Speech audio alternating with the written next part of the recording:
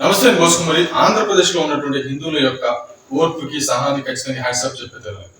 ఇప్పుడు ఆంధ్రప్రదేశ్ లో జరుగుతున్నటువంటి రాజకీయాలు కానీ నార్త్ లో జరుగుంటే ఈ పార్టీకి చాలా విధ్వంసం జరిగింది. కానీ ఆంధ్రప్రదేశ్ లో ఉన్నటువంటి ఆంధ్ర కానీ తెలంగాణలో ఉన్నటువంటి ప్రజల యొక్క సహనం మాత్రం నిజంగా ప్రతి ఒక్కరు హ్యాట్సాప్ చెప్తున్నటువంటి పరిస్థితి ఉన్నాయి. ముఖ్యంగా ఆంధ్రప్రదేశ్ మామూలుగా ప్రపంచంలో ఎక్కడా లేనటువంటి ఒక ఆధ్యాత్మిక కేంద్రం వెంకటేశ్వర స్వామి తిరుపతి అనేది ఖచ్చితంగా ఆంధ్రప్రదేశ్ ఉంది. ఆంధ్రప్రదేశ్ ఖ్యాతిని పెంచడానికి ఆంధ్రప్రదేశ్కి ఏముంది అంటే తిరుపతి ఉందని సగర్వంగా చెప్పుకునేటువంటి పరిస్థితుల్లో ఖచ్చితంగా ఆంధ్రలో ఉన్నటువంటి హిందువులు ఉన్నారని చెప్పడంలో ఎటువంటి శక్తి లేదు. ఖచ్చితంగా మీకు నేను ఒక న్యూస్ చెప్తాను. నాకు జస్ట్ 2 days లో జరిగినటువంటి ఒక సంఘటన చెప్తాను. మీరు నమ్మండి నమ్మకపోండి, నేను సాక్ష్యాధారాల గురించి నిరూపించగలను. మొన్న ఒక చర్చి కట్టుకుంటున్నారు. ఒక గ్రామానికి సంబంధించినటువంటి వాళ్ళు కొత్తగా చర్చి కట్టుకుంటున్నారు. వాళ్ళు డబ్బులు ఏం చేస్తున్నారంటే ఎంపీలు అంటే మామూలుగా వాళ్ళకి ఎమ్మెల్యేలని లేకపోతే ప్రెసిడెంట్లని లేకపోతే వాళ్ళు అడుగుతున్నారు. ఆ ఊర్లోనే మామూలుగా కమ్మ సామాజిక వర్గం ఉంది, రెడ్డి సామాజిక వర్గం ఉంది, మిగతా సామాజిక హిందూ క్యాస్టులు కూడా చాలా మంది ఉన్నారు. వీళ్ళందరూ కూడా వాళ్ళని పిలిచి మరి అంటే కొంతమంది హిందువులే ఏది చర్చికి ప్లస్ అది కూడా కాకుండా సిమెంట్ కొంతమంది ఇచ్చేటువంటి వాళ్ళు, కొంతమంది ఏమో నేను లోపల రాయి వేపిస్తాను అనేటువంటి అంటే మార్బుల్ రాయి వేపిస్తాను ఒకళ్ళు. అట్లా హిందువులు ముందుకు వచ్చి హెల్ప్ చేసినటువంటి సంగతి నేను 2 రోజుల క్రితం చూసాను. చాలా ఆశ్చర్యపోయాను. అంటే ఇక్కడ ఎవరికి ఏ మతానికి ఇక్కడ ఇబ్బందులు ఏముండవు. కానీ ఉన్నటువంటి రాజకీయంలో భాగంగా చేసేటువంటి దౌర్భాగ్యకరమైనటువంటి కార్యక్రమంలో భాగంగా ఆంధ్రప్రదేశ్ లో జరుగుతున్నటువంటి ఈ విధ్వంసం, హిందూ విధానం మీద జరుగుతున్నటువంటి విధ్వంసం మాత్రం ఖచ్చితంగా ప్రజలు చూస్తూ ఊరుకుంటారా అని అంటే కానీ సహనంగానే ఉన్నారు హిందువులు. సగటు పవన్ కళ్యాణ్ గారి ఆవేదన కూడా అదే.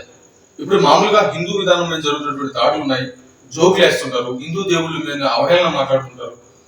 ముఖ్యంగా హిందూ విధానానికి సంబంధించి హిందువులే శత్రువులు అనేటువంటి విధంగా చాలాసార్లు నిరూపితమైంది. ఆ విషయాన్ని కూడా ఆయన ప్రస్తావించారు. హిందువులంతా ఏకదాటిగా ఉండాలి అనేటువంటి విషయంగా. కాకపోతే పవన్ కళ్యాణ్ గారు ఇది టేకప్ చేసిన తర్వాత ఖచ్చితంగా ఎన్నో దశాబ్దాలుగా వాళ్ళలో ఉన్నటువంటి ఆవేదన అంటే హిందువుల్లో ఉన్నటువంటి ఆవేదన మమ్మల్ని అవహేళన చేస్తారు, ఏదైనా మాట్లాడదాము అంటే సెక్యులర్ అంటారు, అంటే ఒక రకంగా మతోన్మాదులు అంటారు, ఈ విధంగా చేస్తున్నారు. కానీ ఏం చేయలేనటువంటి పొజిషన్ లో ఉన్న హిందువులకి అయితే మాత్రం పవన్ కళ్యాణ్ గారు ఒక గోతం ఇచ్చారనేది మాత్రం ఖచ్చితంగా వాస్తవం. అంటే తప్పు జరుగుతున్నప్పుడు ఇది తప్పు అని చెప్పడంలో అది మతోన్మాదికి విరుద్ధం ఏం అవ్వదు. ఇప్పుడు కృష్ణ విధానానికి సంబంధించి ఇప్పుడు ఉన్నటువంటి కూటమి ప్రభుత్వంలో క్రిస్టియన్స్ కొంతమందికి అన్యాయం జరుగుతుంది, కొన్ని చర్చెస్ స్కూల్ చేస్తున్నటువంటి కొంతమంది పాస్టర్స్ మాట్లాడతారు. అంటే వాళ్ళకి అన్యాయం జరుగుతుంది కాబట్టి మాట్లాడతారు. ఇటీవల ఒక అతను బైక్ యాక్సిడెంట్ అయి చచ్చిపోయాడు, ప్రవీణ్ అనేటువంటి అతను. ఆ విషయంలో కూడా చాలా మంది విపరీతంగా గగ్గోలు పెట్టి చాలా మంది మాట్లాడారు కదా, ఆ విషయంలో ఆయన విషయంలో మాట్లాడారు కదా. మరి అదే అంటున్నారు, మరి మాట్లాడుకుని సైలెంట్ ఉండొచ్చుగా. మరి అప్పుడు మాట్లాడితేనేమో అది సెక్యులర్ అవుతుందా? ఒకసారి ఆలోచించండి. అట్లా హిందువులు మాట్లాడితే సెక్యులర్ కి సంబంధించి ఎందుకు వస్తుంది, ఎందుకు మతోన్మాదం అవుతుంది? వాళ్ళకి మా ప్రాబ్లం జరుగుతుంది. ఇప్పుడు జగన్మోహన్ రెడ్డి గారు ఉన్నారు, ఎగ్జాంపుల్ చెప్పాలంటే ఆయన హయాంలో కొన్ని వందల గుళ్ళకి డామేజ్ జరిగింది, కొన్ని వందల విగ్రహాలు కూల్చేశారు, కొన్ని వందలకు సంబంధించినటువంటి డామేజ్లు జరిగాయి. అది విగ్రహాలు ధ్వంసం అయిపోయాయి, అదేవిధంగా రథాలు దగ్ధం అయిపోయాయి. వీటన్నిటికి సంబంధించి జగన్మోహన్ రెడ్డి గారు యాక్షన్ తీసుకున్నారా? తీసుకోలేదు. ప్లస్ వెంకటేశ్వర స్వామి ఆయన నిజమైన దేవుడు అని చెప్పేసి ఆయన డిక్లరేషన్ ఫామ్ మీద సంతకం చేసినా అది చేయలేదు. అవన్నీ కూడా ఓర్చుకున్నారుగా ఎవరు? ప్రజలు అంటే హిందువులు ఓర్చుకున్నారుగా. ధర్మాన్ని ఖచ్చితంగా కాపాడుకోవడానికి వాళ్ళు ప్రయత్నిస్తూనే ఉంటారు, కాపాడుతూనే ఉంటారు. సమయం వచ్చినప్పుడు మాత్రం ఖచ్చితంగా చొరగంటిస్తున్నారు. ఇప్పుడు ముఖ్యంగా ప్రధానమైనది ఏంటంటే హిందువుల మనోభావాలకు బాగా దెబ్బతిన్నది తిరుపతి కల్తీకి సంబంధించి. దీంట్లో ఫుల్ రాజకీయం జరుగుతుంది, ఇది మాత్రం ఖచ్చితంగా వాస్తవం. అటు దిమ్మిని పంపించేసి హిందువుల మనోభావాలకు సంబంధించి, హిందూ దేవుళ్ళకి సంబంధించి విపరీతంగా టాపిక్ చేసి రాజకీయాలు వాడుకోవాలని రాజకీయ పార్టీలు ఖచ్చితంగా ప్రయత్నిస్తున్నాయి. కానీ పవన్ కళ్యాణ్ గారి ఆవేదన ఏంటంటే హిందువులు ధర్మాన్ని కాపాడుకోండి అని ఇచ్చినటువంటి పిలుపు ఈ రోజుకైనా సరే ఒక్కసారిగా సంఘటితం అవ్వండి, కలవండి. ఎందుకంటే మీరు అవహేళన చేసుకోవద్దు, మీరు దాని గురించి జోకులు వేసుకోవద్దు. హిందూ విధానానికి ఆ సనాతన ధర్మానికి ఏదైనా ప్రాబ్లం వచ్చినప్పుడు మీరు ఏకదాటిగా ఉంటే, ఎందుకంటే దానికి ఇంకా ప్రాబ్లం రాకుండా దాని జోలికి రాకుండా ఎవరో ఉంటారు. ఇప్పుడు క్రిస్టియన్స్ ఏకదాటిగా ఉంటారు కదా, అది ప్రాబ్లమ్స్ తో మాట్లాడలేదా? అలాగే ముస్లింస్ కి ఏదైనా ప్రాబ్లమ్స్ తో మాట్లాడలేదా? అలాగే హిందువులకు కూడా ప్రాబ్లమ్స్ వచ్చినప్పుడు ఏకదాటిగా ఉండండి అని చెప్పేసి పవన్ కళ్యాణ్ ఇస్తున్నటువంటి పిలుపు ఖచ్చితంగా హిందువులు స్వీకరిస్తున్నారు. ఎన్నో దశాబ్దాల నుంచి హిందువుల మీద జరుగుతున్నటువంటి దాడులకి ఇక మేము సహించమనేటువంటి జవాబు ఖచ్చితంగా ఇస్తున్నారు. దీంట్లో ప్రధానంగా ఈ తిరుపతి లడ్డూలో అంటే కల్తీ నెయ్యి అనేది మాత్రం క్లియర్. దీంట్లో వేరే సెక్షన్ లేదు.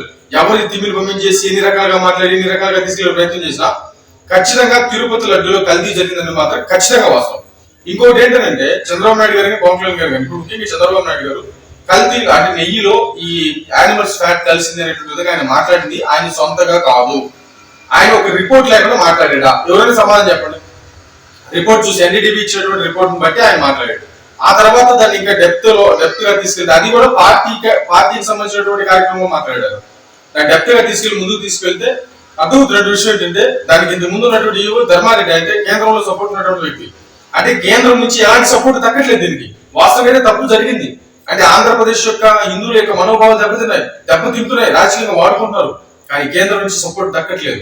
అంటే సిబిఐకి సంబంధించి ఏదో లోపం జరిగించింది. అంటే కింద ఉండేటువంటి ఉద్యోగులు 250 కోట్లు అంటే మోసం చేసేసారు, కుంభకోణం చేసేసారు.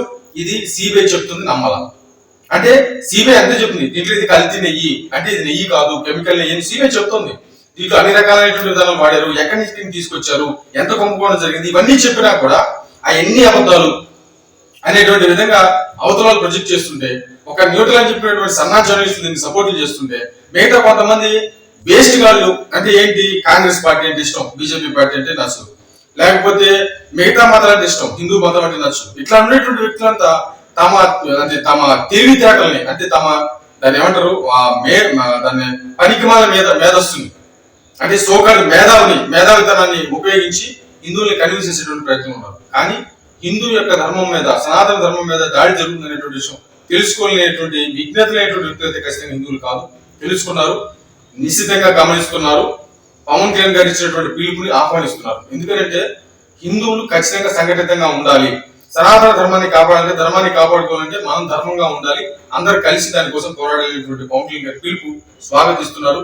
ఖచ్చితంగా ఈ వెంకటేశ్వర స్వామికి సంబంధించినటువంటి విషయంలో నేను చెప్తుంది, కూటమికి సంబంధించి నేను చెప్తుంది ఏంటంటే అత్యుత్సాహాన్ని కలవాకండి, అనవసరమైన విషయాలను రాద్ధాంతం చేసుకోవచ్చు. కల్తీ జరిగింది అనేటువంటి విషయాన్ని సిబిఐ రిపోర్ట్ ఇచ్చింది, దీన్ని మాత్రమే ప్రజల్లోకి తీసుకెళ్ళాలని ప్రజలకు తెలియజేసే ప్రయత్నం చేయండి. ఇంకా మిగతా విషయాలు ఏమి పట్టించుకోవద్దు, మిగతాది ప్రజలు చూసుకుంటారు. మరేమో తెచ్చుకుందాం, ఇది నా అభిప్రాయం, మీరేమంటారు?